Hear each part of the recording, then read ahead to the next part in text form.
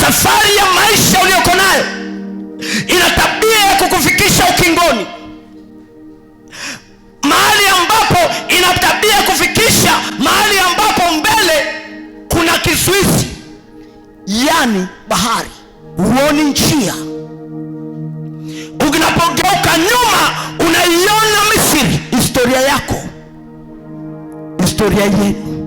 Yani unageuka hivi unasema labda nitamkimbilia baba fulani, unaona na yeye ni maskini kuliko wewe.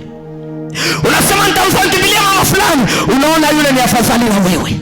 Unasema labda nyuma nikimbilie, unaona historia inakuumiza zaidi. Unasema labda nyuma kuna afadhali, labda nirudi kuna afadhali, unaona historia inakuumiza zaidi. Ukitazama mbele unaiona bahari, ukitazama kulia na kushoto unaona majaribu yamekubananisha, nashindwa hata kupumua. Kushoto na kulia milima imepana, majaribu yamekubana. Kila ukiamka hili linasema, hili linasema, hili linasema, hili linasema. Ukitaka kwenda mbele unaona kuna bahari, nyuma historia inakubana, pembeni kushoto na kulia majaribu yamekuminya. Nazungumza habari ya kutoka hapo mahali ambapo upaelewi, mahali ambapo uoni. Mbele unaiona bahari, nyuma unaiona Misri inakuja, kushoto unaona milima, kulia unaona milima. Unapumua lakini bado mambo hayaendi.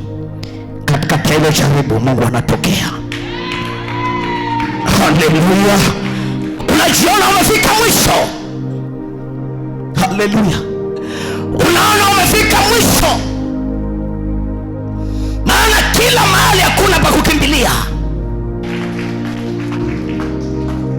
Pale tunapofika mwisho, hapo ndipo mahali Mungu anafanyaje? Anasi. Mahali ambapo unafika mwisho, mahali ambapo maisha yamekupeleka, mbele unaiona bahari, nyuma unaiona Misri, kushoto unaona milima, kulia unaona milima. Hapo ndipo mahali ambapo simba kabila la Yuda, Bwana kondoo Pasaka, ndipo mahali anapotokea. Pigia Yesu makofi.